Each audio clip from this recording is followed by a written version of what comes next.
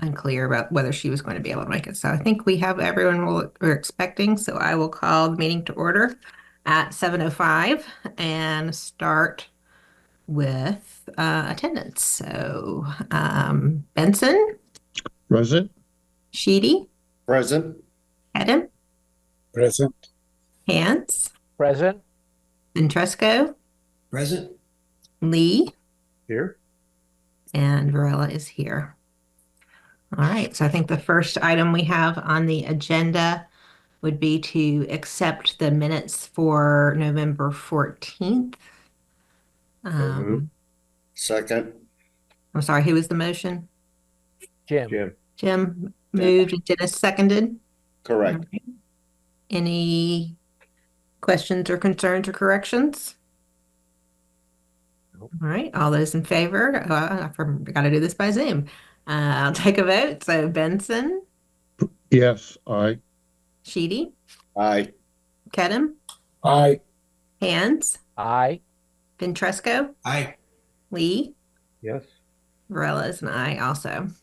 This also has minutes from December 8th from I assume that's from our site visit. Correct. Yeah, it seemed prudent to just post it as a meeting and have some minutes in case anybody was ever wondering in the future. All right. Did we have minutes in the package and I missed it? Yeah, they're in the first attachment after the November 14th. It's a quick one pager, just do as Okay. I'll make a motion to All approve right. them. I second that. Okay. Oh, there it is. All right. Any questions or additions? All right. Once again, Benson, Aye. Sheedy, Aye. Kedem, Aye. Hands, Abstain. Ventresco, Aye. Lee, Aye. and Varela is an aye also. All right. So scrolling back up now that I frantically scroll down to find the November 8th minutes. Do we have the general update from promoting a sustainable Easton? Is the person Yes, promoted? we do. We have Nancy Donahue here. I will promote her as panelist.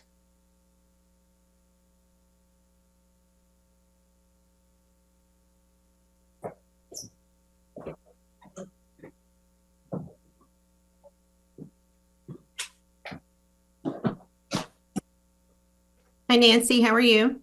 Fine. Thank you so much for inviting me this evening. Can you hear Thank me you for okay? joining us. Yes, we can. Okay, and I don't know why you can't see me. Let me see if I can fix that.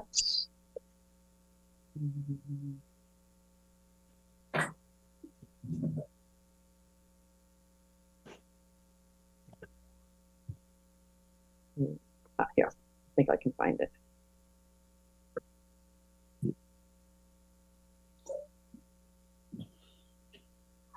Okay, how's that? Perfect. Okay. So again, thank you so much for having me this evening. Tom and I have been starting our sort of traveling road show to get to various committees in order to tell you a little bit more about PACE. And for those of you who attended the town meeting, and I see a lot of familiar faces there, I'm going to say a few things that we did that evening, but just to add a few more comments. So my goal is to speak for about 10 to 15 minutes and then take questions. Is that acceptable with your agenda? Sounds good. Okay. So as many of you already know, PACE stands for Promoting a Sustainable Easton, and it came out of last May 2024 town meeting as a result of the residents voting to have a group, a committee that would be cross-departmental, including schools, town government, and residents at large, and would study our revenue, our expenses, and what services contribute to the town. I'm a 29-year resident of the town. I just completed 20 years of teaching science at Oliver Ames High School. My daughters were educated here in Easton, and they are now both educators, and I believe very strongly because they got such great role models and educations here in Easton. So it's been a wonderful town to live in, to work in. I'm also on the Ames Free Library Board, and thank you all very, very much for helping us with that roof project, which you probably see is underway.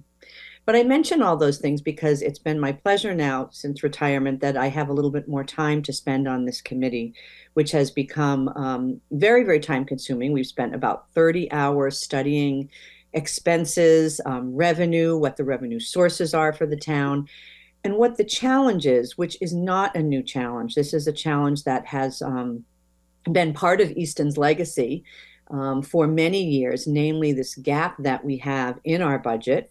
We are over 70%, as you know, taxation, which is largely from individual residents in Easton. We don't have a lot of industry. We don't have a Gillette or a Xfinity Center. And we're very proud of our open spaces and all of the things that your committee helps us to gain and enjoy. But because of that, we have a very a tax base that is based on resident taxation. And as we know, there's a Proposition 2.5 Act that limits the ability to raise that tax more than that amount every year. Yet expenses, as they have historically in the past, gone up way more than that. Inflation rates, and in particular, insurance, health insurance, and employment insurance, and so many other fixed costs. But we're facing another thing this year, and that is the elimination of some of these federal grants that were given to communities as a result of COVID. So that will result in a loss of 1.8 million that expires at the end of this budget year for Easton. So it's sort of a perfect storm of a lot of things that are going on. And so, as I said, this committee is made up of 19 members, school personnel, the town administrator, members of the school union, members of the police, the fire, and then 6 members of the community. And I was one of those you interviewed to get on it. And, you know, if you could have the time to spend on this. And it's just provided an amazing structure, place, and ability for this study and this discussion and this analysis of all of these reports. And all of these things are available on the town's PACE website. We hope that community members get engaged. So I also want to thank everyone who's listening tonight. Please tell your friends. Please let them know that this committee is going on. While we can do a lot of this work, of course, the most important thing is voter engagement and resident engagement and participation in town meeting. But if we wait till town meeting to tell all of the residents our finding, you know, that's not a place to get this work done on the floor of town meeting. So in addition to the various deliverables that we have, for example, Monday, December 16th, we'll be doing a presentation to the select board. So please feel free to join that if you're available.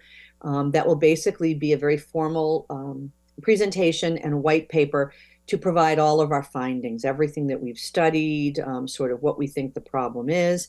And based on whether you think this problem is 1 million, 2 million, 3 million, 4 million, and sort of the whole committee is really around about the $4 to $5 million mark, you know, our town is 85% or so, roughly on the school and the town side, of personnel. That's where our expenses are. So every time we talk about the possibility of expense cuts, we're talking about people and the services that go with them. And every $1 million is roughly 9 people, again, depending on what services they are providing. So it's a very hard conversation. No one wants to talk about that. But on the other side, increases in taxation is very problematic for many of our residents. So it really is a personal issue that's going to affect everyone in some way. We're going to have an open house at the Queeset House, which, as you probably know, is that property right next to the Ames Free Library. And that's on January 8th from 6 to 8 in the evening. There'll be some short presentations that Tom and I will do, as well as you'll have Dr. Cabral there, Town Administrator Connor Reed, fire personnel, police, all the people on the committee to answer questions. So if there's one area that you have more interest in or more desire to know more about, you can actually have an interactive opportunity to engage with those people. We are excited about this committee because in addition to having the opportunity to study this challenge, we are also charged with the end of March coming up with some proposed solutions. And those solutions are not good if they just come from a committee. They need to incorporate the information that our residents want to know about, and the opinions of our residents, and as well, some very good ideas that will come from our residents. So we hope that you can get the word out on that open house in January. And then I expect that we'll have another one in February as we get closer to publishing some proposed solutions. There's so much going on that is amazing in this town. In fact, it's so great that I think we have many residents who can't even believe that there is an issue. The audit in 2017, which was another request based on voters, has proved that the town of Easton runs leaner in every department, expense categories that are lower by 12 to 14% as compared to our peers, lower student spending than all of our peers. And it doesn't matter if you look at neighboring communities, if you pick a community that you're interested to look at, or communities that are referred to as DART communities. That's the DESE, Department of Elementary and Secondary Education's district analysis and review tool, where they match communities based on their taxation profile and a lot of different matrices. Another challenge that we've had for years, but is now faced by many more towns in the Commonwealth of Massachusetts, is we are a minimum aid district in respect to school funding. So we literally only get $30 per pupil.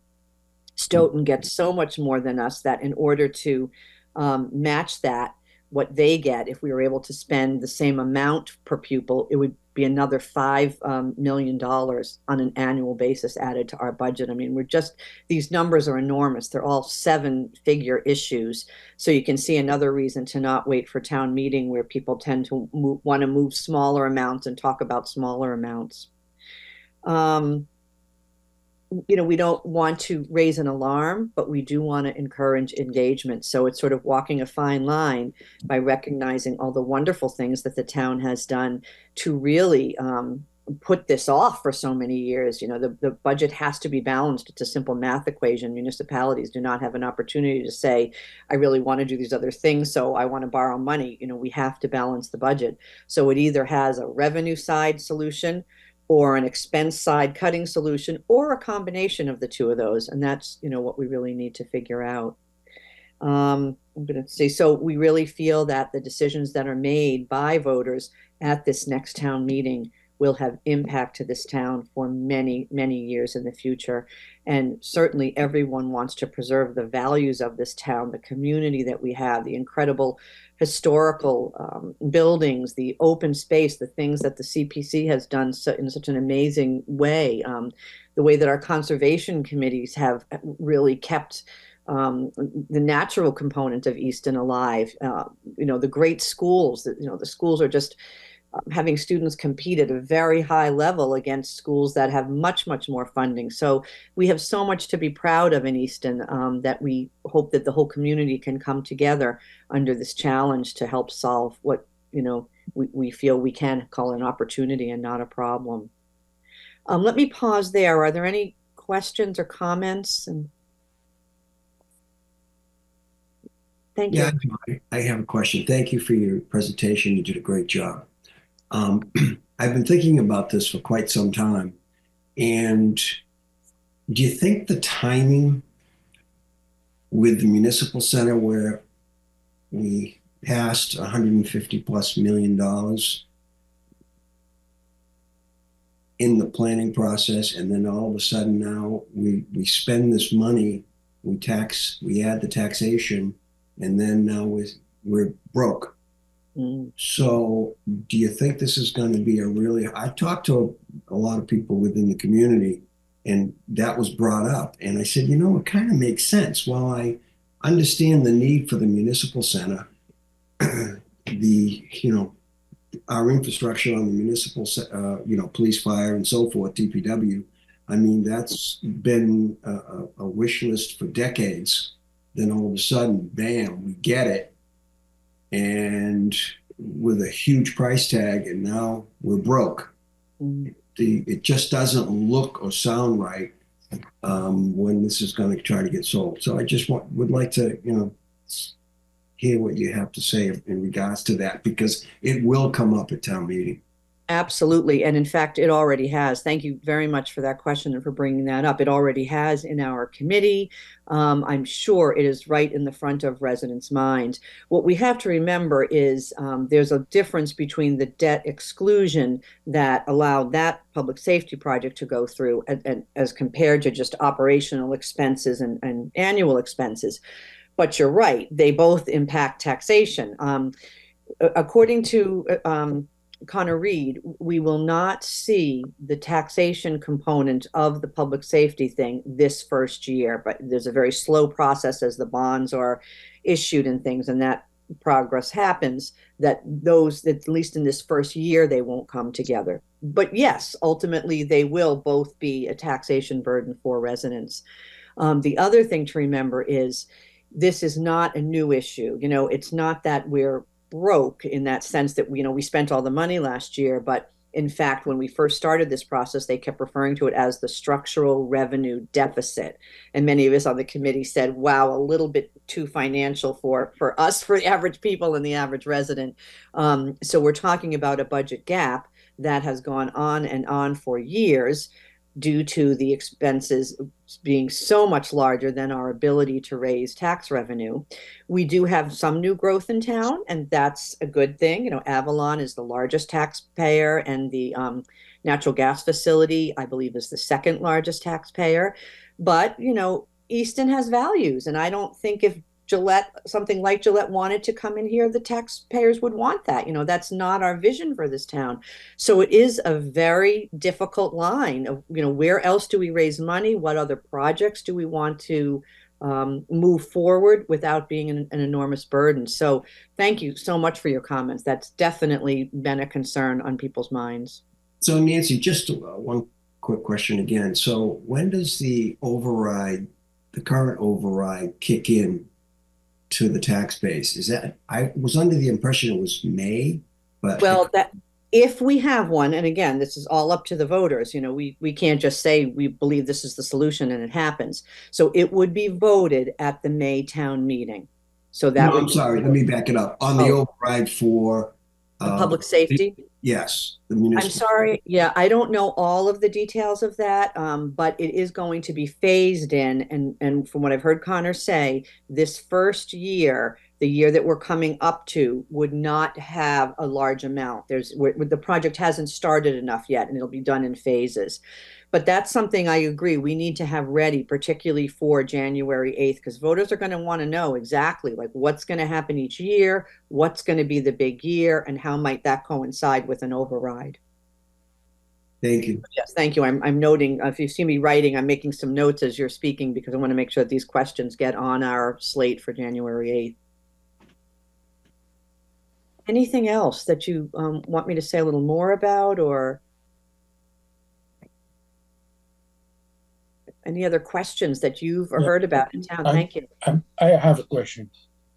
So if taxation doesn't happen and the plan will be to cut the expenses, is there a plan for that?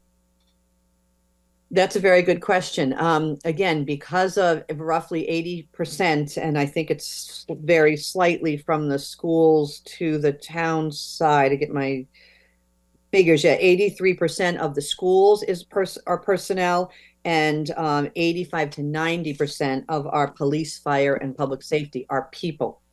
So when you're talking about, let's say that this is a $4 million problem, you know, there are huge numbers of people associated with that. You remember back just around the year of COVID, before the recovery funds came out, we had at that point a problem.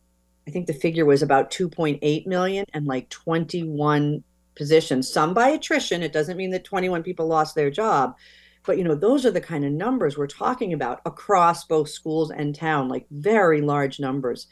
And it's even difficult for Connor and Dr. Cabral to say exactly what numbers those would be, because it's really services. You know, you have to look at what you're required to provide, state mandates and things. What are options? It's a very complicated issue. So, you know, they have to prepare a budget based on what they have in front of them. I think we're going to see that the budget that is proposed to us is going to be heartbreaking in some respects. And then the override would help to shore that back up if it passes. I don't know if I've answered your question, but Yes and no. That I understand the situation, so it's not an easy solution, but it's probably going to be a compromise. It will be both. It most probably will be some cut and some income taxation. So most it's certainly one of the ways to balance the equation. Yes. and if that is the case, how do you achieve a good balance is probably the question, but it's an unfair question because when we think about how well both the schools and the town side have done to sort of balance this budget every year and continue the town services, they have cut everything that they can, and I'm sure from non-personnel issues first, not wanting to affect people. And so, I always joke and I say, I don't really think there's any more staples and paper clips to cut. I mean, that's a joke, but like what other things are really possible to be cut? These leaders have done, I think, a good job in having lean operations. The audit showed that, and our numbers continue to show that as compared to other towns. So it's a big challenge, and we want to do the right thing, and we want, not that we're doing it, the voters are doing it. We want to propose the right thing, and we want voters to really have a say in this, say in the proposals in addition to their vote. Is there any way that some of the building associated with the police and fire, etc., can be phased in over some time, extended period of time, which will which will reduce the upcoming debt, and we'll finish some of those stages when the town can more afford it? And again, I know that it is a phased job, but I'm just not sure of the details. So that's why I'm going to make sure that we have that available for January 8th. And as you're saying, to talk about that possibility. Usually, I don't know a lot about building, but there's usually contracts and things like that things have to be done in a certain manner. You have to perform in a certain manner. But I think that's a worthwhile question that we can ask Connor exactly what that plan is so voters can understand that. It's a great question. Well, thank you, Nancy. This has been very informative. And I think if people have other questions, we can tune in on January 8th. Thank you. Thank you. Stay engaged. Look at the PACE website. And I really appreciate your time. Thank you so much. Thank you. Thank you. All right. Stephanie and Wayne, is there any reason or anybody waiting who is going to another meeting or anything like that? Or should we just proceed in the order that we have the agenda? We did not receive feedback from anyone when Wayne let them know that Okay. they were asking for a particular order. So, Okay. All right, then we will just proceed and move on to the discussion and possible vote to recommend and start with the Children's Museum. Wayne, I don't see anyone I recognize. Oh, Greg Strange, is he here for the Children's Museum? I see Christine in the waiting room, and I see Oh, Greg. there she is. Sorry. Yeah. Right at the top of the list. great.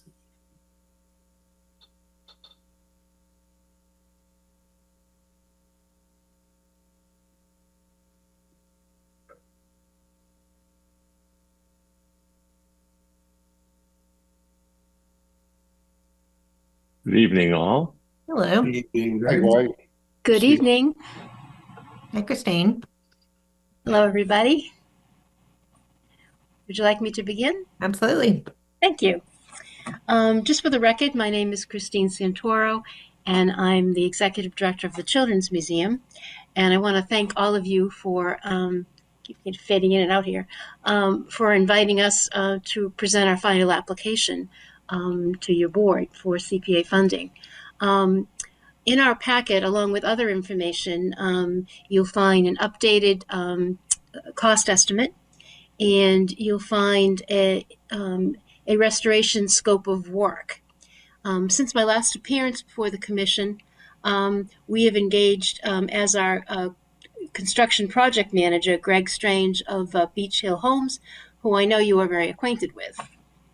And also, we had a hearing before the Historic Commission on December 3rd. And after the hearing, the commission voted to endorse our application. We will, of course, go back there to present, our choice of materials for them to, take a look at. And we're very grateful for their support. But I think to begin with, what I'd like to do is to ask Greg to go over our scope of work and the hard construction costs.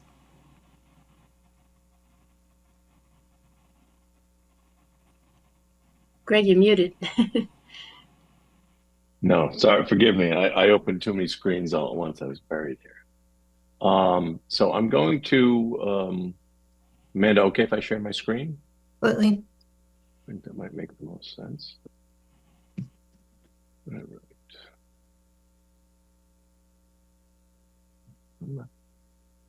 All right. I trust you all can see.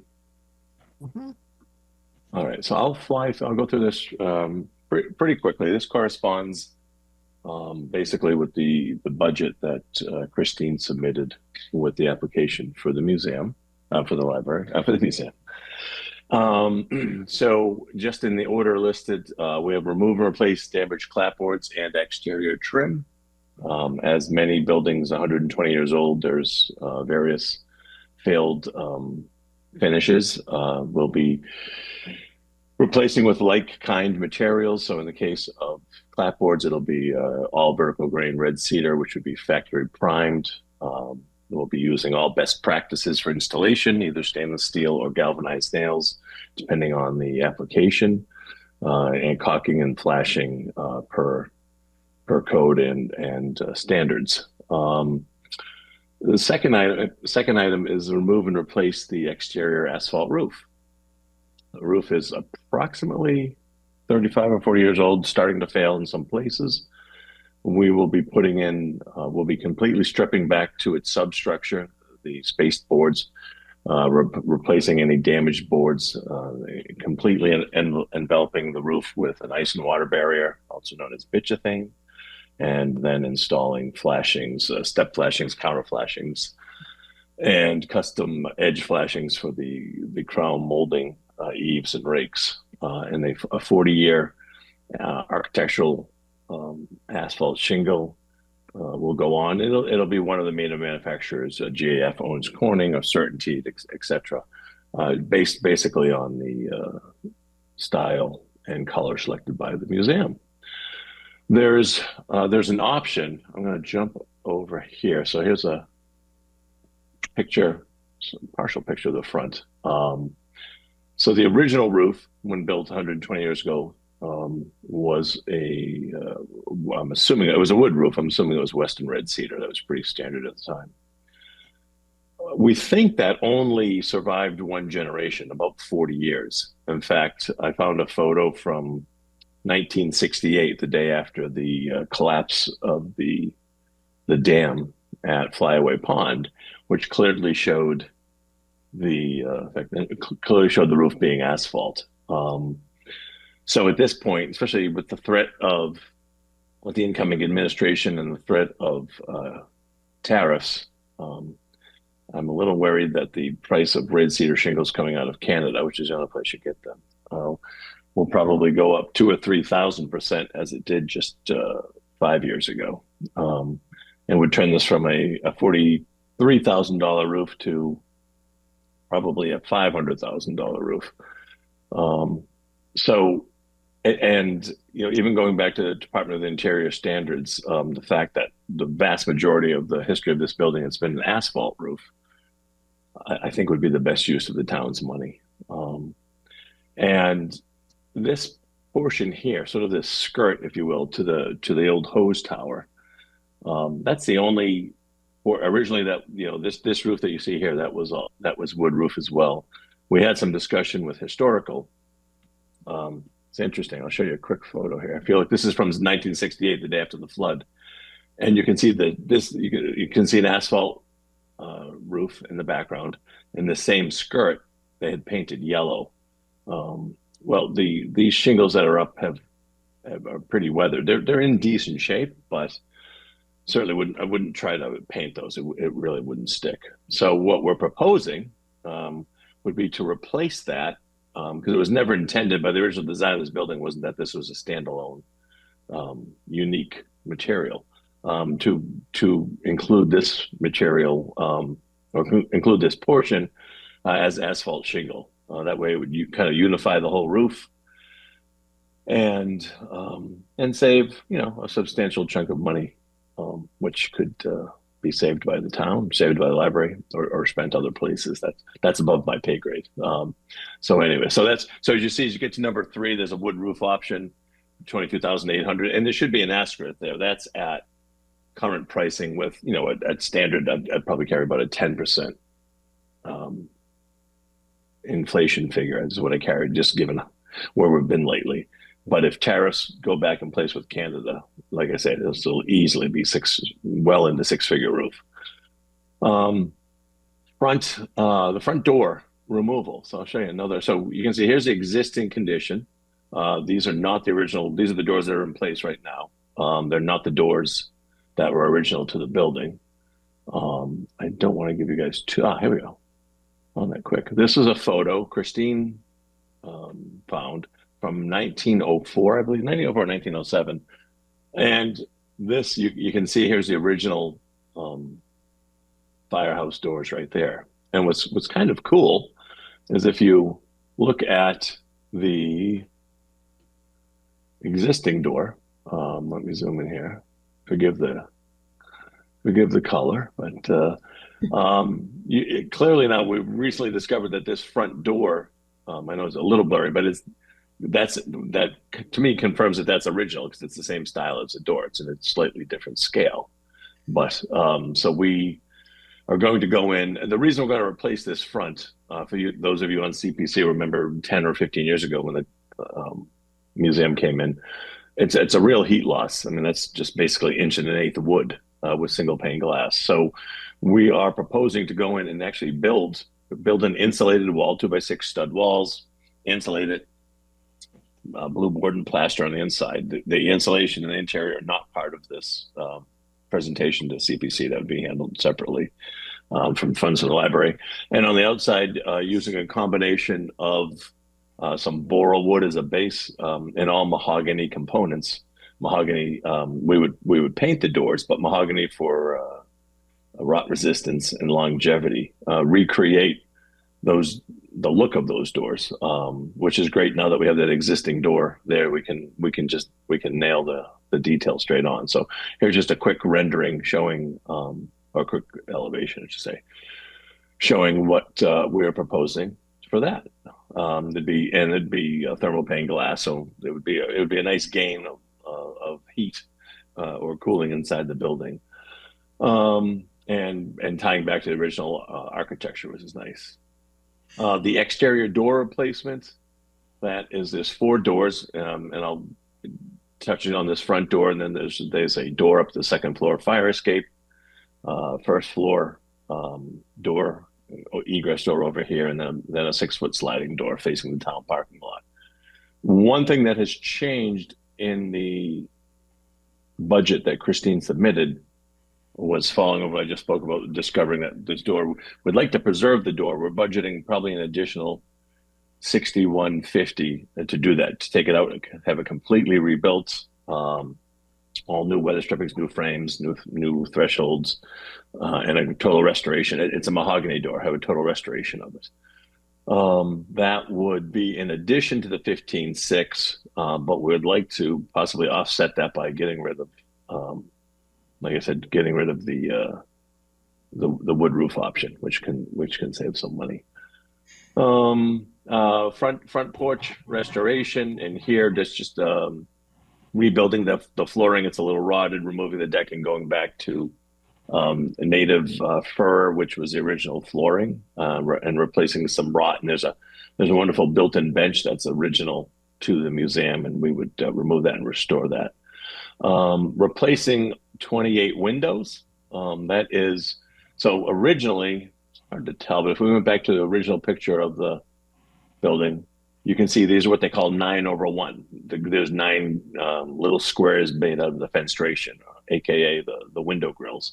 And those, as these were single pane at the time of this photo, what we'd like to do, and you can see now the look of that window disappears under these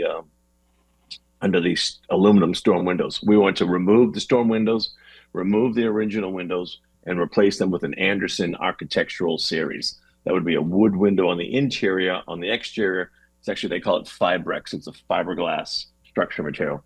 Looks, feels just like wood. I don't want to say it acts like wood because it's much more stable and it doesn't swell. It would have simulated divided light grills, so we would have grills on the exterior, and it would be thermal pane glass, so we wouldn't have to have storm windows, which hide the look. And you can notice, you look here, you can't really see the grills. Go back to the old days, you can see the grills, and so that's really a plus for those of us who are into historical preservation, because it really gets us back to where it once was. And the Anderson 400. Many communities in town, in the state of Massachusetts and around the country, are amenable to using those in historical situations. And then we're also going to, so the front part, and then the last one is the new second floor emergency egress. That's basically this little deck on the side, which is totally built, not to code.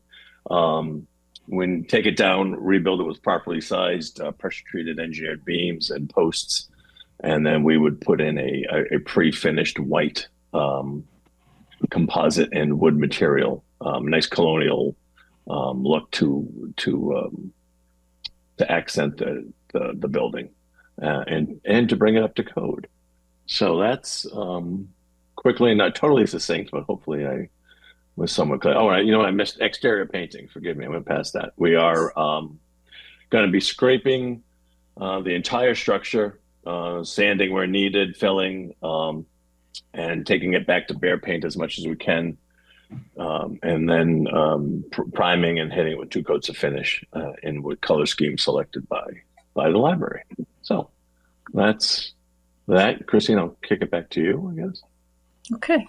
Thank you, Greg. And I think that Greg, when he refers to the library, I think he means the museum. Yeah, one hopes. Do I've you have been any up other 3 days straight. Forgive me. Are there any questions that we can answer for you? Thank you for including the material we'd asked for about the architectural access board, because I do recall that being an issue the last time, or a few years ago, or probably more than a few years ago, when I was involved with the museum. So it's good to see that. I couldn't hear your question. I said thank you for including the architectural access board information, because I was concerned about that based on the prior experience when I was involved with the museum years ago. Yes.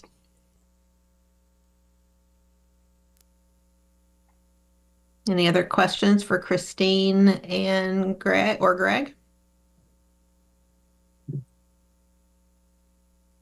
right, so are people comfortable proceeding to a vote to recommend?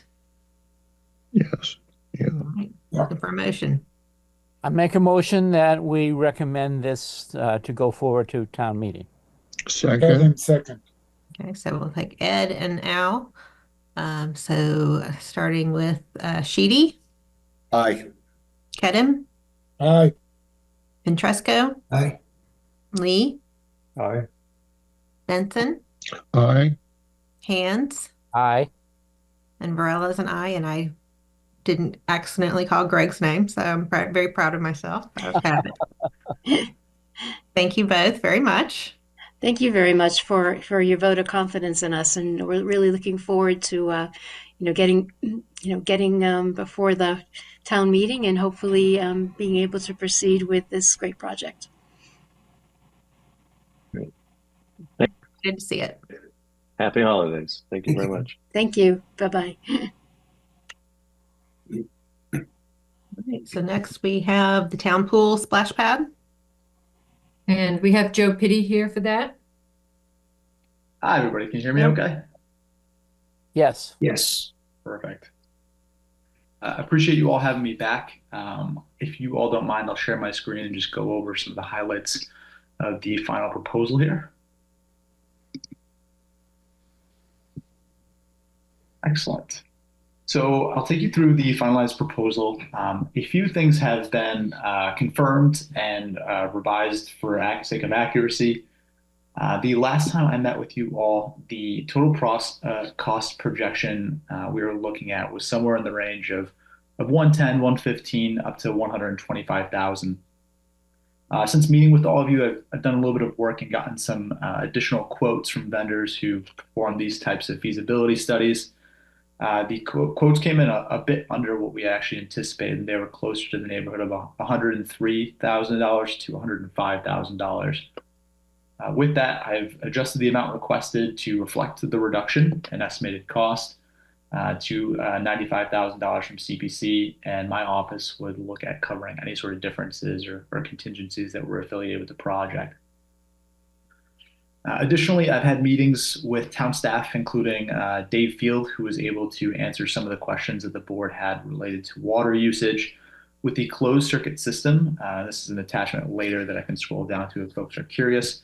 A closed circuit and recycled system that had chlorinated water, we'd be well within town's allocation from the state of Massachusetts. And we'd actually be looking at several $1,000s annually in savings from our water bill, which over time would certainly add up. I was also lucky enough to meet with Greg Swan, who took time to review the quotes from Weston Sampson and Teagan Bond, as well as some of the locations that I had in mind. He verified that the plan we had checked all the boxes. It would set us up really successfully if it were to move forward into subsequent steps, as well as the locations made sense. We did discuss that there would be a little bit of site work, given that the plot isn't entirely flat. And he also corroborated that the amount of the quotes that we received made sense. They were about what he was expecting from an estimate. Lastly, I also met with Jim Carlino from the town side. We had a conversation about the area that's in close proximity to the town pool. There are some environmentally sensitive areas. She said that the plan would inform anything that Concom may need. She said more than likely we'd be looking at a notice of intent that would lead to subsequent considerations on their end, pending what the plan provided, which is about what we expected. Last but not least, I did have an on-site, courtesy on-site with a representative from an installer that does a considerable amount of work in our area at O'Brien & Sons. They confirmed that the locations we had in mind would be advantageous. They provided feedback that sites 1 and 2 would be ideal, given that they would be in close proximity to the pool and in lines of sight for parents. They would also offer opportunities for an ideal footprint for this type of facility. Beyond that, the only significant change, which in my opinion would be a positive given where we left, is that the size of the splash pad would increase from my initial estimate of about 400 square feet to closer to 600 to 700. Apparently that's a fairly typical size, and it makes for a better user experience. It allows for incorporation of some additional water features. And overall, it blends a little bit better with a closed circuit system and the water that you would need to use for those components, which admittedly is a little bit outside my scope from an engineering standpoint. Just to verify, the timeline that we have in mind is to ideally commence a study in August after we put out a request for proposals. And ideally, that would be completed in a little over a month or certainly before we looked at fall, which coincides with the timeline of the town pool closing and being available for such a feasibility study. The overview of the project includes wetland delineations. The vendor of choice would identify any necessary permitting, conduct soil testing, identify the location of utility hookups on site, make a final recommendation for an ideal location, as well as develop what would be the more fun part, the conceptual designs that we would ideally bring to life, and then prepare construction documents that would allow for a seamless build out and bringing to life of the product. I do want to be transparent with the board because at the beginning of this process, there were questions about the estimated costs and how closed circuit system, recycled and chlorinated water might impact cost. The figure is a bit hard to fully estimate, given that we'd be looking at construction in what would be fiscal year 28. But the initial cost that vendors were able to give me is somewhere in the neighborhood of 775,000, pending a final footprint, water features, total site grading, and any accommodations you'd want on site with regard to seating, shade, anything to that effect. Touches on the goals for the town. The attachment 1, this highlights the 3 main areas that we'd be looking at. Site 1 would require some tree clearing. It is relatively flat and would be closest to utility hookups. Location 2 is also seems to be suitable. It is along the right-hand side. It would require us to move a portion of the sidewalk for the accessible pathway that leads to the pool house and the restrooms. And then site 3 would require us to move a little bit of fencing just to enclose the facility as a whole so we don't have folks wandering in and out. And then we would do some traffic controls as well because it'd be adjacent to the parking lot. But it would be sort of insulated by the concrete staircase and the woodshed. At the time of submission, I only had in hand the quote from Weston and Sampson, which is attached in the document in the packet you have in front of you. I'm more than happy to provide Wayne or Stephanie with the ECAT bond quote as well, if the committee would like to see it. In attachment 3, we have our water calculations in terms of what we'd be looking at. There's a drastic change, as you can see here, between the 1 million gallons that we'd be using for a flow-through system, costing the town and my office close to $8,000 annually, assuming water costs don't rise over time, compared to what we generously assume to be about $5,000 gallons used for a season at $25 for the year. The final attachment I have here is just sort of like a visual aid for the committee to understand how far away we are from similar facilities. And I know in last meetings, I don't necessarily want to bore the committee with a repeat comment.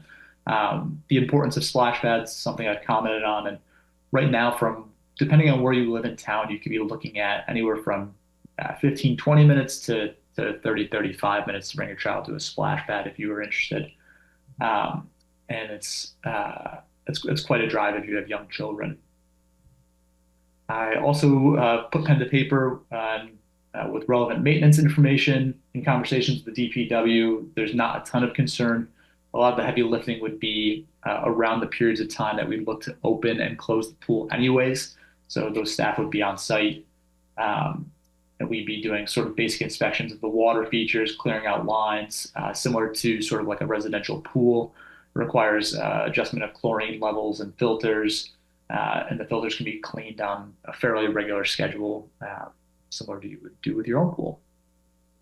To answer another question that the board had posed earlier, the most up-to-date designs of splash pads have it so that the water features, water use is on either a timer or a motion sensor, which can all be app controlled from my office.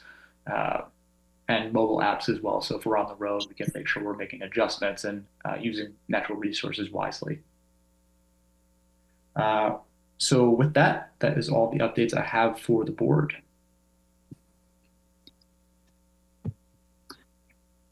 I have a suggestion for you. You may want to talk to Jennifer Carlino in the town hall about the NOI to get an idea of how long that'll take and what documents she thinks will be required so you don't run up against a timeline restriction.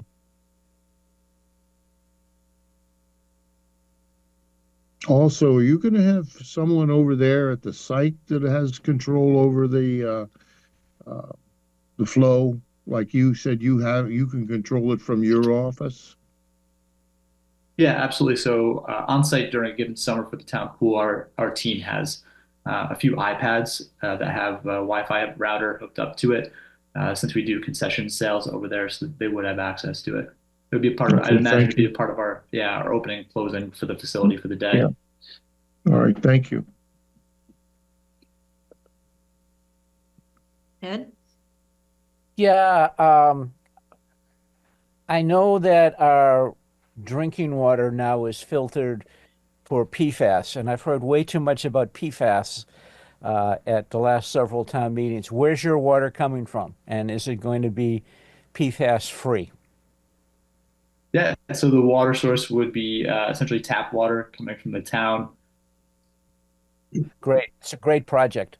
My other question is, given what we heard earlier in the evening, we've got a financial crisis coming along, and that's an awful lot of money. So I was happy to hear that you're talking about construction in fiscal year 2028, which will maybe allow for better circumstances.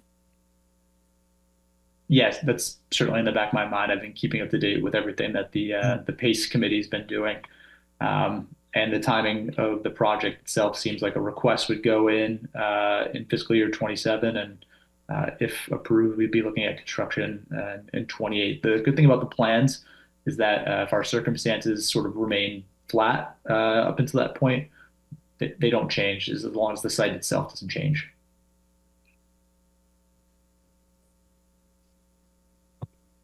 John? Yeah, Joe, thank you for the presentation. You answered a lot of my questions. I hadn't been to the town pool in quite a number of years, so I took a ride over. I'd like to know your feelings on. I thought it looked neglected, the whole area, including the roadway coming in. It almost looked, for lack of a better, the roadway is pretty rough, and then once you get in there, everything just looked uncared for.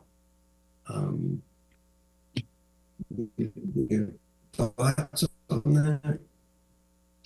Yeah, I had a conversation with Todd Texera from the DPW and identified that there's a few potholes on the way down. It's not ideal, especially if we have a lot of traffic coming in and out in the summer months. I'm hoping that's something they might be able to do as a part of their roadway projects this coming summer.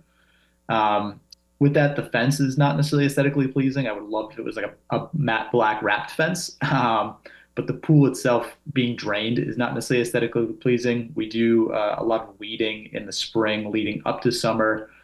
We do replenish sand each year as well. We've made a few investments, including adding a small sand box up there, as well as it looks a lot nicer when there's leaves on the trees too.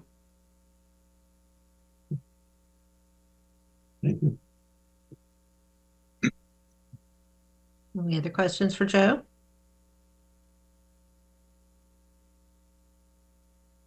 I will note this investment or idea of an investment is something that we're hoping revitalizes the facility. It is used by over 1,000 residents each year. And when we put out an engagement survey a little over a year ago, or about a year ago, we had almost 800 people respond to it, and so many of the responses were overwhelmingly positive, saying that it's a hidden gem. If you do introduce sort of like a chlorinated pool to Easton, you're looking at a ton of costs. You're looking at a facility that's going to be fairly expensive from a management standpoint as well as an entrance standpoint. The pool that the town of Newton put in, as well as its chlorine and guard shack, was something to the tune of like $14 million. They charge very steep membership fees. And I know we are not necessarily too far behind Newton, despite what some folks might say. But I don't know if the residents of Easton would make that trade today.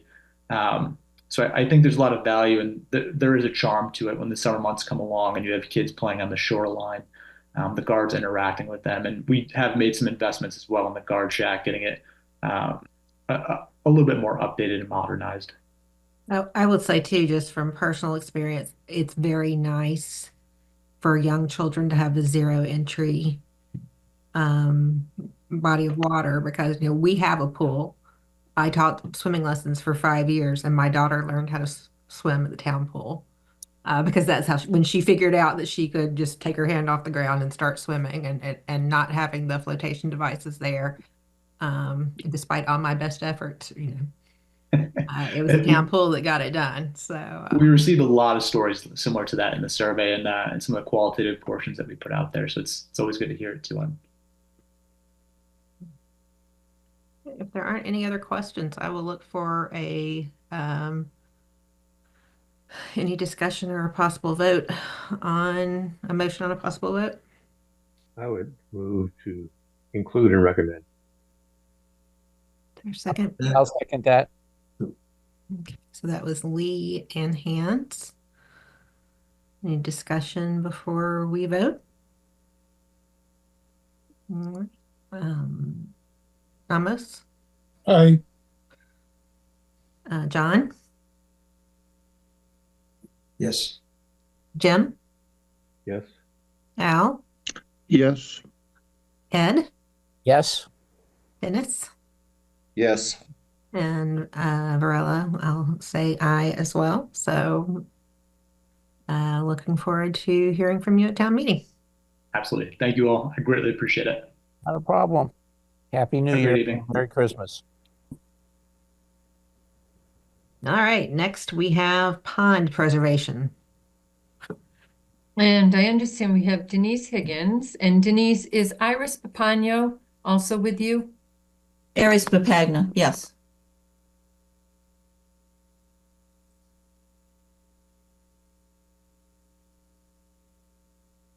She may or may not join as a panelist. Yeah, she is. Okay. Welcome, And it looks like Jen wants to join as well. Perfect.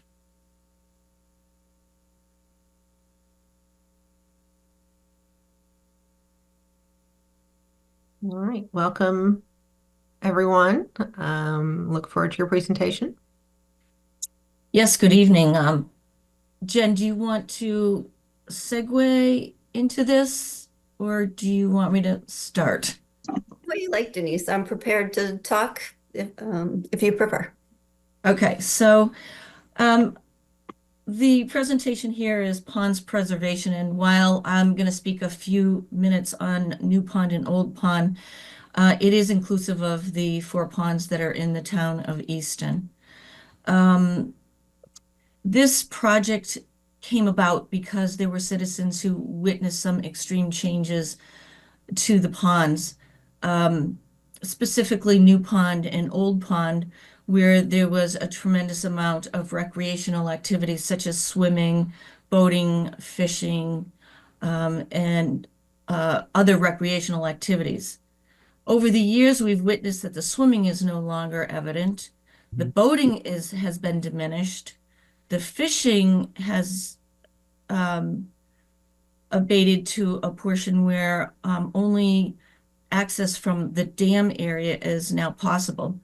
The recreational possibilities now of these ponds is photography and dam fishing, because the invasives have now found Easton.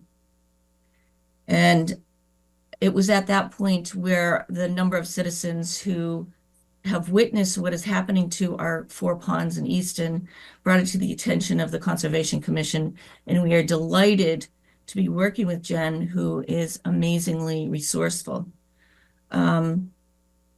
It's no surprise to you as I present that the town of Easton owns these resources. And this should be a priority for the town of Easton, because the town of Easton's, in its infinite wisdom of acquiring properties and utilizing these not only for passive recreation, but to beautify Easton, we need to acquire and maintain these gems. And in doing so, we need to do some more preservation to these areas, these ponds. If we do not address some of the invasives, if we do not do some mitigation to these areas, they will continue, and they will continue to be unusable. They can be they can be used for photography purposes, but I don't think that that's the intention here. I think that we'd like to bring back some more of the boating, certainly bring back some of the fishing. This is a recreational area from the wee little to the wee old. I believe that this is a 2-part process. We're coming forward with a request for some monies to do continued research. We've been successful again. Ms. Carlino been amazingly resourceful in tapping some sources, and the Taunton River Stewardship Grant has presented $5,000 for us to do some initial exploration in the areas. I'm going to let Jen, I'm going to leave that to Jen, and she can take it from there. I do want to say, I am acutely aware, I do serve on the PACE committee. I am acutely aware of what financial limitations the town of Easton will be facing. I will suggest, however, that if we do nothing, we will have nothing. So the ponds don't know that maybe Easton is facing some of these financial difficulties, but it is inherent that we need to protect the most vulnerable, and this is the natural resources that we have here in town. All right, I'm going to turn it over to you, Jen. Thanks. Sure. Thank you, Denise. That was a fantastic opening. Denise brought that project to the Conservation Commission, and they wholeheartedly welcomed the project. They think it's incredibly important.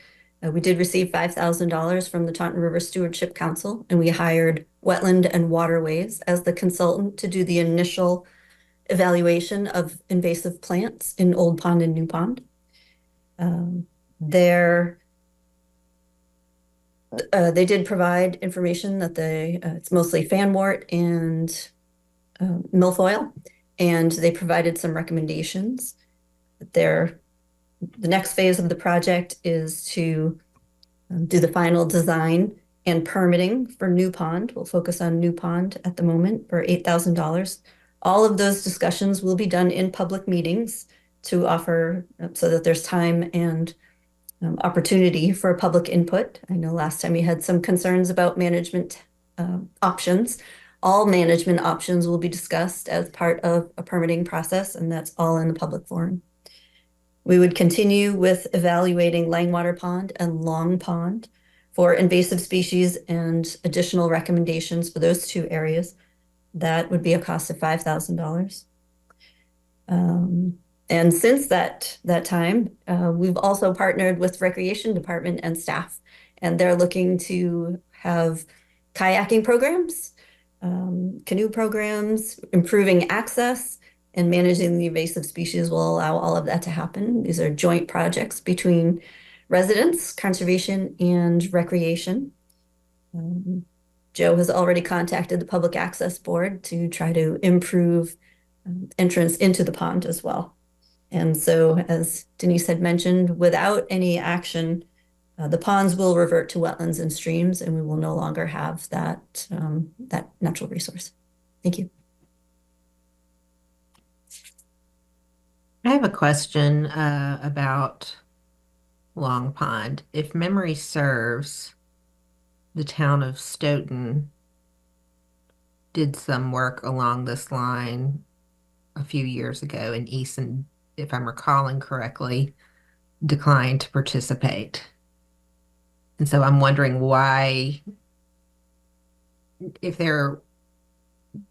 the town's thinking on the efficacy of this has changed. I can't recall why Easton declined to participate, but I do remember that.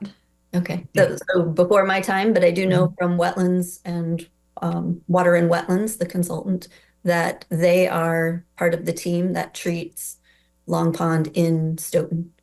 So they are currently working on invasive management in the Stoughton portion of that pond.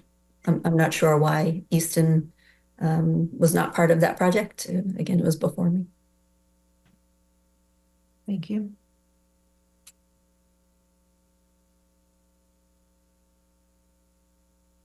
So Amanda, I have a experience with that. I was actually the agent for the Conservation Commission at the time, and there was concern over the application of chemicals in treating the vegetation.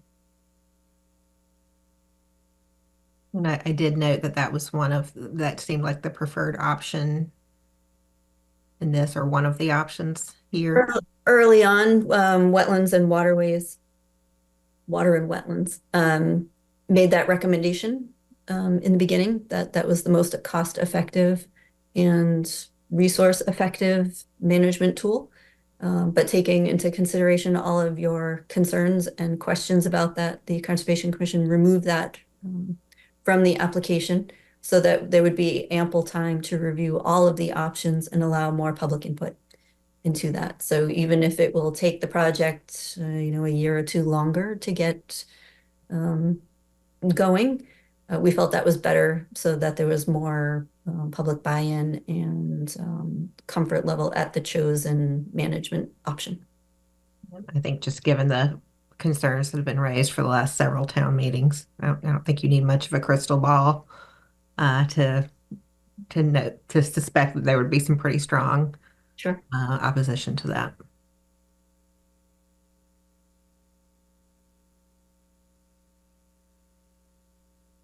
Any other questions? Concerns? Motions?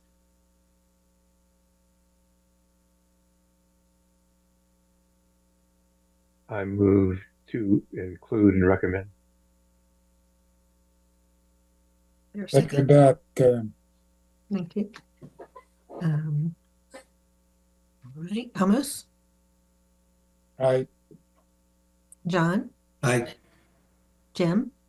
Aye. Al? Aye. Ed? Aye. Dennis? Aye. And Varela is an aye as well. Thank you. Thank you, Thank everyone. Thank you. Thank you. Moving right along. Tufts Farm. Tufts Farm, yes. Thank you, everyone who attended the site walk. I think that was really helpful, and it was great to have conversations with our tenant. The application is looking for a restoration of the historic farmhouse and restore and replace the barn. It's an appurtenant structure that supports open space value of public education and outreach, public access to a working farm, and connections to Flyaway Pond. Many public benefits to restoring this area. It provides a safe venue for active farm activities, as well as for the open house and educational events. It's important public use of the farm for passive recreation and education. There's opportunities for interns with Bristol Aggie and Southeast Regional, and opportunities for many meetings with other scouts and other public entities. It's a way for residents to connect with Easton's agricultural past and the future. It supports the CPA-funded master plan goals of Tufts Farm and really engages our farming community. The farmhouse and the barn enable the town to make the whole farmstead self-sustaining. So once it's fixed, the tenant will be managing the buildings as well as the land. The Conservation Commission has invested significant funds in the past years and continues to support the historic and open space values of Tufts Farm. So the estimates for the house include a request of $165,000. The barn is $135,000 plus $50,000 for concrete. So our total request is $350,000. The Conservation Commission has received $100,000 for the insurance settlement and is contributing an additional $42,000 toward the project. We did meet with the Historic Commission on December 3rd, and they supported the project, and they will be involved in any discussions on a potential barn structure if that is approved. I can show a potential picture of a barn if you would like. We've been working with Vermont Frames, and they assure us that they can do a structure that is very, I want to say similar to the existing historical farmhouse, but something that would be within a similar look and feel.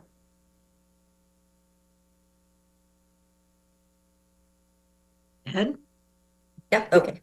Did the Agricultural Commission have an opinion on this as well?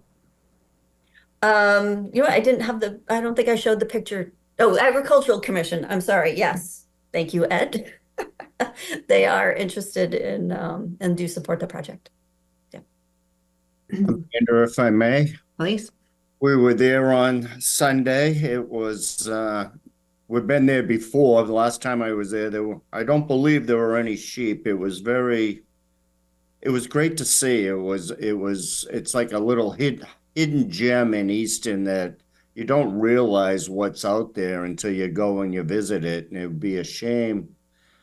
You see the difficulties that Mr. Finnegan is going up against. You can tell that he's a dedicated sheep farmer, that he knows what he's doing. He's hardworking. He's an earthy, crunchy guy, that's for sure. And,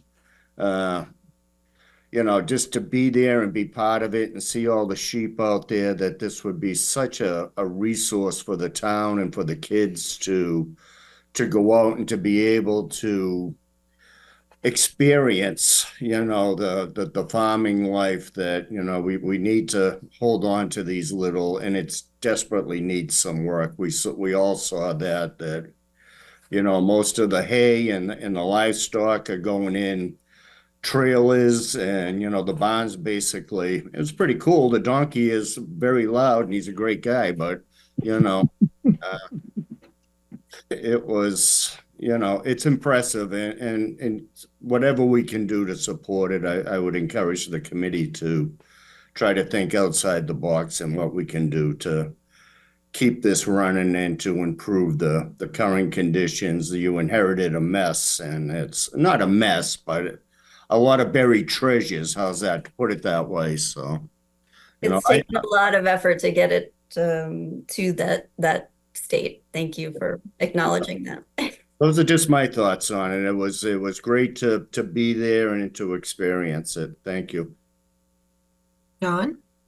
I totally agree with the sentiment that Dennis just mentioned so well. I was also there, and I was impressed that, as Jen knows, I didn't feel it was necessary to go out because I had been out there previously, but I learned a lot more, and I also was impressed. I do have a couple of questions, just to be clear. So you're asking for money for the barn, correct? The house and the barn, correct? Well, the house, let's just keep the house separate, because Okay. I totally agree and support the restoration of the house. But the barn and the shed, I have questions about. So if we don't, what's the price of the barn, a new barn, post and beam? So our proposal was to remove the existing barn and the work shed and put the square footage together into one barn that would have Yep, a which is second great. floor. Yep. Yeah, so that was 135,000. And that's all going to be within the same time frame of the restoration of the farmhouse, which if I understand correctly, they're not going to be living there. That's strictly going to be maybe like an office, get out of the elements, programming, et cetera, et cetera. For the most part, when they are in lambing season, they probably will be staying overnight on occasion, and certainly using that as a place to clean up and meet with folks. They also mentioned that it's a great place for scouts to meet, meetings in the farmhouse. Yeah. Okay, and I'm going to sound like a broken record here, but you know what I'm probably going to say. But with cash being so tight in the community, that 25% contingency, when I start adding this up on all these projects, I know, Ed, you're going to smile at me on this, but you know what made me start to think is, just say we had an application in front of us for Oaks Ames Hall, and let's just arbitrarily throw out $10 million. If that's 25%, like of all these other contingencies, we're talking $2.5 million of CPC/taxpayer funding, and I don't think it's being fiscally responsible. We're not talking about. But I know that, but again, we're setting every one of these applications is all 25%. It just bothers me when it was just a short time. I'm just saying. Yeah, so I don't disagree with you that That's a lot of money. 25% is a lot of money. When we're this tight with funding. Yeah. Yep. We did speak with town council. And just throw this in there, the barn is eligible for CPC funding. We did speak with the DPW, and 25% was recommended for the Wheaton Farm barn. By the consultant who's doing the design and the bid documentation. And speaking with DPW, they felt that was appropriate given the age of the barn, since the farmhouse is a pretty similar age. The 25% contingency did seem appropriate. If not used, that money would be returned right back to the CPC. Certainly, we hope that we don't have to use it, but it had been a recommendation to have. With that said, I love this project. As Dennis had just said, I just think it's phenomenal. Anytime we can bring farming back into the community, and especially these, what I'm going to call a pocket farm, I think it's great. I fully support it. I agree with everything that Dennis and John said, but I do have, I have no doubt that it's a good and appropriate use of town money. I do have some misgivings about whether all of it is an appropriate use of CPC money or CPA money, and I'd like to hear more about the questions posed to town council and the response, A, and B. Wayne and I spoke about this briefly at the site visit. But I have such a strong recollection that we weren't allowed to do the interior of buildings using historic money from Smith Farm. I don't know if I'm making that up or misremembering it. And what Wayne thought the answer was did not jive with my recollection at all. And I was wondering if anyone else, if that had come up, if that recollection sounds familiar to anyone else. It did to me, Amanda. I thought the same thing. I did question it. Could I answer what I thought what was going on with the interior of the Smith farm? I thought it was they weren't going to restore it to a historic character. Neither is this, I don't think. So the barn is proposed under the recreation portion, not under historic. What I'm talking about, the interior of the house is not, this is not a historically accurate reproduction of what the farm, the actual historic building on the property looked like. On the interior, to the best of my understanding. I would also mention that a significant portion of the funding for the house is $100,000 from the insurance. So I think one could also look at this as perhaps $100,000 from the insurance funds would be interior, and the CPA stuff would be all the exterior work necessary, if that gives a degree of comfort.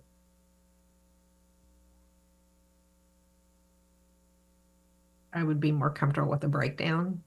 Because we just had a lump sum number. But I just don't want us to run afoul. I mean, again, I completely agree that it's a great project. I just have some real misgivings and about the link to the barn being in open space being pretty tenuous. This is where most of or part of the public outreach events could be happening in order to show the sheep, how to raise sheep, the lambing process, any sheep shearing. Certainly anyone who is an intern would need a safe place to be able to get that educational experience. Town council had said that yes, the barn in its open space capacity would be eligible. And then the farmhouse is separate because that is a historic structure.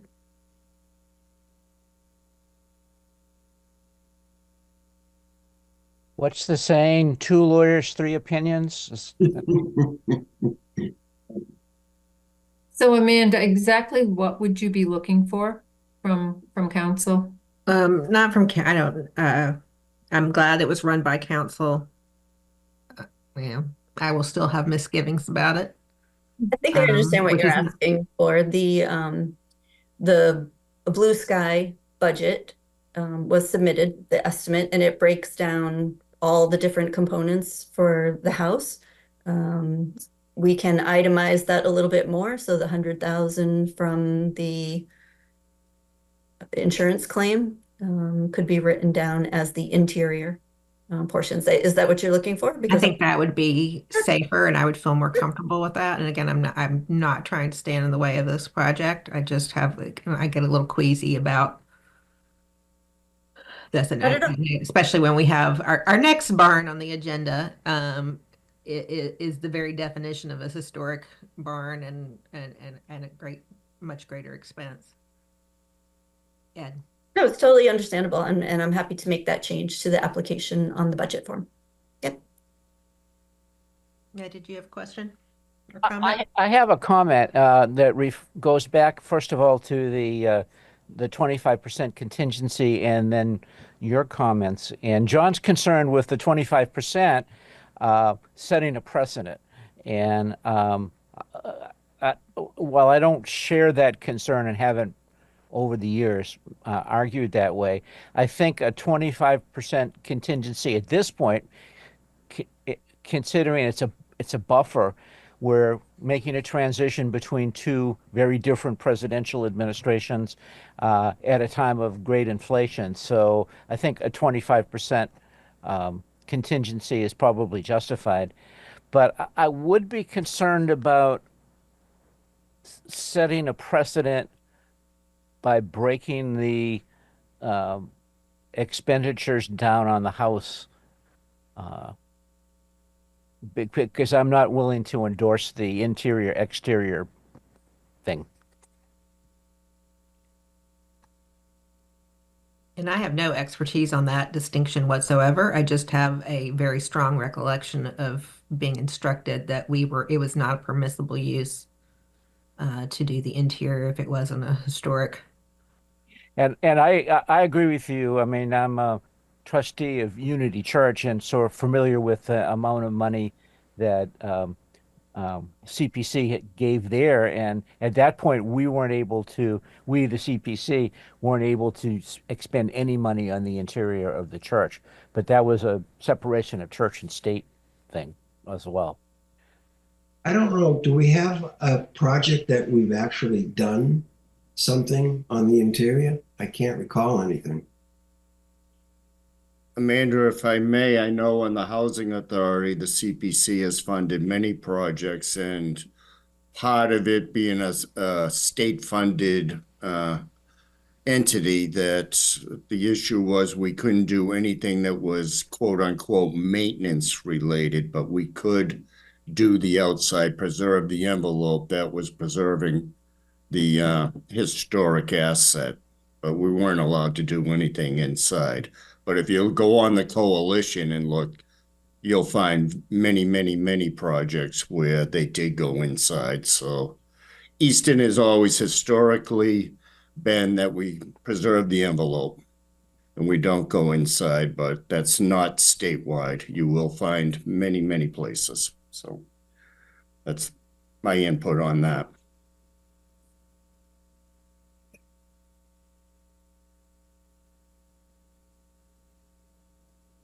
I would be interested in hearing from town council on whether that's just a Easton practice or something that we needed to be guided by. But I do think a breakdown, I mean, again, where we do have the benefit of having insurance proceeds here earmarked for that, which is unusual. I think that might be an elegant solution. At the very least, we'll have clarity. Sure. So Amanda, I just want to make sure I heard you correctly. Did you just say also that you would like to hear from town council? Okay, thank you. Just to know, so that we're not all like, yeah, I don't know if we can do that or not. I don't think we ever do, but is it the law? Is it a practice? Yeah. Does it vary depending on whether we're doing a historic project or a affordable housing project, because I think the answer might be yes. There's a good precedent. We have funded several Habitat for Humanity's housing and didn't make any stipulations about interior or exterior. We just donated the money. That makes sense. That was for the purpose of community housing. So that's a different set of rules and guidelines than whether it's open space or it's historic preservation. I disagree. So I guess I would like to see something from town council as well. Yeah, I certainly understand what Amanda's asking for, and we can do that. Thank you. Right. And so we don't have to vote on this yet, and we have another meeting before before we need to vote. Is that accurate? Yep. January 9, I think. Okay. So is everyone comfortable with hearing from the Tufts Farm folks and town council at the next meeting? Absolutely. Yep. Okay. Well, You want thank you that for in the coming in. form of a motion, or I don't do you know want that we need to unless we are, I don't know that we need a motion if we're not we're not making a vote. We're just declining to vote right now. Correct. Continuing it to the next meeting. continuing the hearing? That's a good way to say it. Yep. Motion to continue to next meeting. I'll Belt second that. defenders. Excellent. All right. Amos. He says aye. Aye. Aye. John. Aye. Jim. Aye. Al. Aye. Ed. Aye. Dennis. Aye. And Varela is an aye as well. Thank you all for coming in, and thank you for a very informative visit on Sunday, whatever day that was. Yeah, thank you. All right. Last but not least, Wheaton Farm. Yes. Currently, we are in phase 1 of the project where the structural supports are being worked on right now. The CPC request is for phase 2, which includes the plans and specifications for the siding, windows, the cupola, concrete floor, and roofing. It's a historic barn that's on the Bay Road National Register Historic District. It's currently utilized by a tenant for agricultural purposes to meet local food security concerns. Our tenant farmer manages the property and will manage the barn after restoration. Meets a number of the CPC and historic preservation open space goals.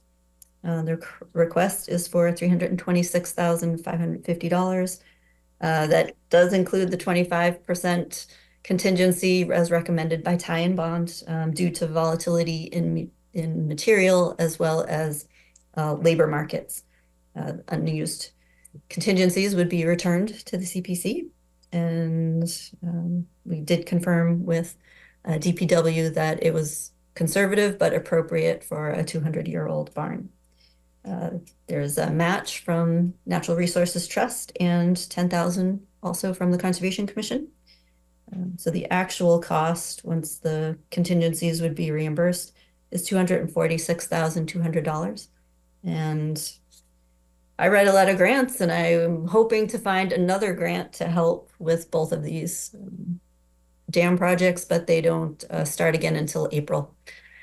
So I will continue with that, but that is our request at this time.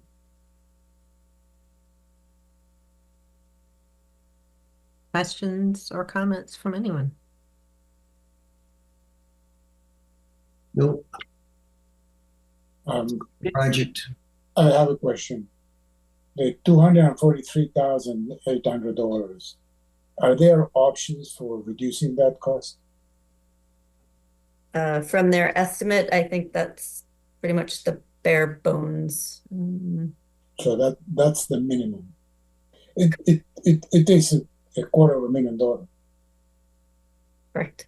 For an old barn. So it looks to me that probably there is something. Is there something to ask? Who is the tie-in bond? Is that the name of the tie-in bond are the engineering company that's preparing all the specs and drawings and the bid documentation and their bid assistance. Okay. It is what it is, right? Ed? Well before you came on the CPC, Amos, we had this project bid at like $50,000. We allotted $50,000 in CPA funds only to discover that because of state law, we couldn't do it that way. And then this is the upshot, what is it, almost 10 years later. And the other thing I want to clarify is when you said dam projects, Jen, you meant not the same dam projects we were talking about earlier. It's a different spelling of the word dam. Yes.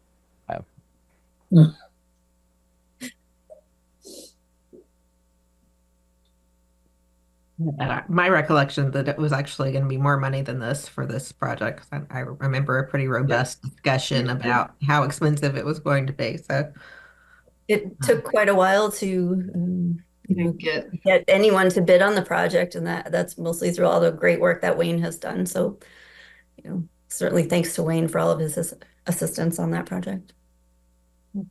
Ben Carroll has his hand raised. Hey, everybody. Hello. I'm the chair of the Conservation Commission. I just wanted to add, this has not always just been a barn. When I was a kid, it was the NRT camp. I think this barn's had a few different iterations as to what it's been used for. And I think it's really sort of a landmark on that side of town. I'd love to see it preserved.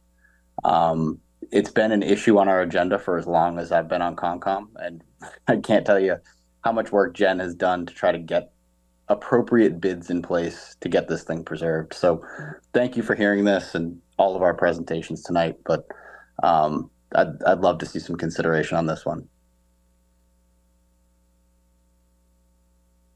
Any other questions or concerns or comments? I'd like to move it forward. Excellent. Is there a second? Second. Several seconds. We'll go with John and Ed on that one. Any discussion before we vote? All right. And Amos. Aye. John. Aye. Jim. Aye. Al. Aye. Ed. Aye. Dennis. Aye.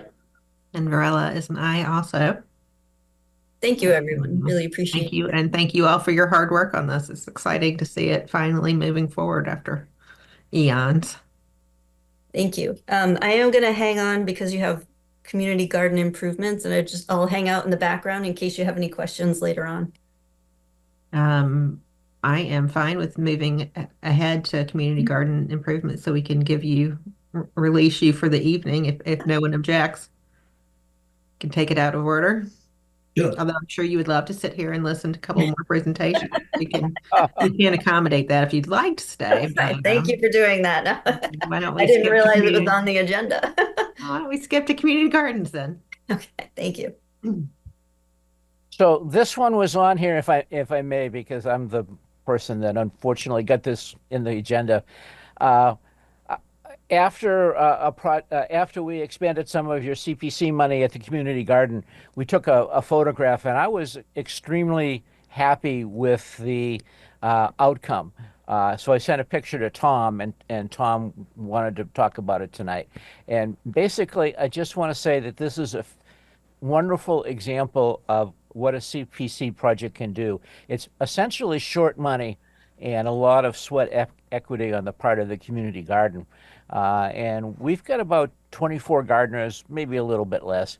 And over the course of this project, all of them have been involved. We have expanded the garden by about 80% and have put in posts, buried animal-proof fencing, and when spring comes, we'll be all out there working to put up the remainder of the fences. We've done some work along the edge of the property related to the conservation land. But the coolest thing about it is just getting everybody out there. They're so excited about it, and we had so much fun. And I just wanted to say this is a great CPC project. Yeah, I totally agree with Ed. I mean, this is one of the things that is really exciting because it's almost like a pocket farm also. Yep. And it's respectfully short money, and what it does to our community and neighborhoods, 100% agree. And I 100% support this project. I guess we should say that the two chairs that have been involved in the project are Matt Soldner and Bill Matthews. So they've done a great job of leading the group. Excellent. Well, thank you. That's it. Thank you for the update. That's very exciting to hear. Good night. Thank you, everyone. Right. Have a good night. Good night. Right. Thank you, Jen. All right. So moving back up to general updates on other applications and timing. So I'm going to just give a quick update on the Militia Park application and the Chestnut Street land acquisition. Militia Park, they were asked to go back and talk to the land owner that on which the facility exists, to get some type of document that demonstrates that, you know, they have a level of control, meaning the Easton Youth Baseball League. So we are still waiting on that. And then also, I believe one of the things that they were asked was if they could phase the project. They were asking for $700,000 in new fencing. And after inspections, I think several folks from the committee went out. Tom and I had gone out and looked, and a lot of the fencing that they were talking about replacing looked to be in pretty good shape. So again, we're waiting on that to see if that's going to move forward. And then on the Chestnut Street land acquisition, we were waiting to get the appraisal back on the town's behalf. That came back. That was shared with the property owner offering the land for purchase. And they have decided that they want to get their own appraisal. A little bit of information. The way it was being offered to the town was a back portion of the land off Chestnut Street, of course, the larger portion, but that they would retain the portion that fronted on Chestnut Street and had the house, because they did not want access to the land from Chestnut Street. We would have access to it from Kevin's Way, but that significantly reduced the greatest and best value of the property. And so I think the appraisal came in lower than the offering property owner had anticipated.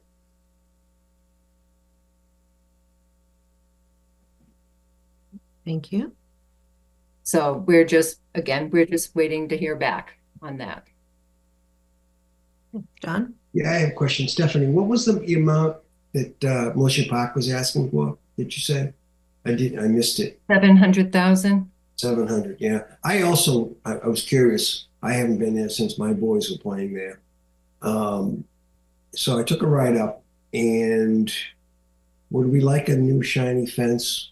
Yes, but I don't think it's necessary, me personally. I thought it was in okay shape. It looks a little rusted here and there. With the amount of applications and, again, funding, I didn't see the necessity. I think it's something that they can get a few more years out of. That's just my thought. Was this the one where they wanted to put lights up? No, they they had floated that idea, I think the year before can't, last, yeah. right? Okay. Right, Wayne? But there's still a court order that disallows that from happening. To clarify the request, I think this time around for the fencing was about 560 grand. Oh, sorry. The clarification, yeah, about that, I think. So two more questions, Stephanie. So the majority, if I understand correctly, of that property belongs to the nursing home, correct? Yes, there are two, I think it's two fields that are on the town property and the rest are on the nursing home property. So if this was to go forward, how does that work when we don't own the property? Well, those are the questions. And I don't have answers and we wouldn't. I mean, one thing again is if they can't demonstrate they either have a lease or they have permission, that there's a long-term relationship. The question is how do we secure the investment that's made by the town? And what was their skin in the game financially? What were they going to put into it? Was that ever brought up? Their application showed about, I think, a $50,000 match. How much? I think about 50. 50? Yeah. I'm opening it right now. Bear with me. 559 versus 599, so 40, I think. 40,000.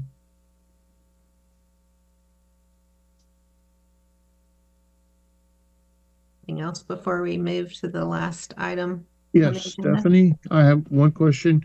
Could we get an update on the status of the Union pickleball field, please? There's about Yes. $250,000 that we might get returned to the Yes, Al. fund. I have been working, so we have resolved the issue of the courts and the coding. That's been finished and put to rest. And then I realized that we had not received 2 pay recs from the contractor. So we're in the process of resolving that. A little bit of back and forth. They sent them to me without the proper they need to be notarized. And we just got those. I'm expecting it in the mail anytime now. And you will get the full accounting. Okay, thank you very much. I expect that no later than the January meeting. Okay, thank you. Yeah.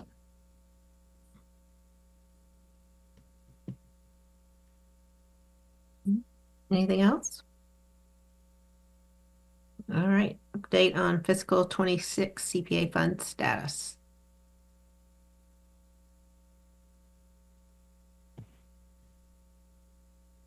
Had asked that we asked the town accountant to provide a quick snapshot so the CPC members could see what is likely to be received as revenue in the next fiscal year.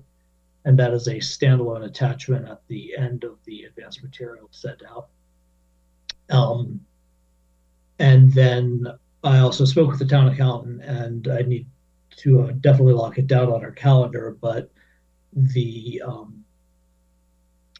tax rates will be set, so she'll have sort of final numbers, and plans to come to the January meeting, as she often does in previous years, to have a discussion about CPA finances, because also the CPC needs to vote the CPA budget article, and understand what they need to have in reserves and so forth. So Wendy's planning to show up at the January meeting for more in-depth conversation. And I knew Tom would want to be there for that. So, yeah. All right. Well, there are no items not anticipated by the vice chair. So I will look for a motion to adjourn. So moved. Second. All right. Going around last time. Amos. Aye. John. Aye. Jim. Aye. Al. Aye. Ed, Aye. Dennis.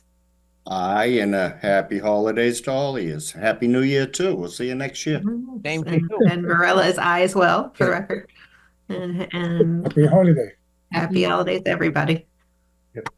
Thank you. Have a good night. Good night, Good. everyone.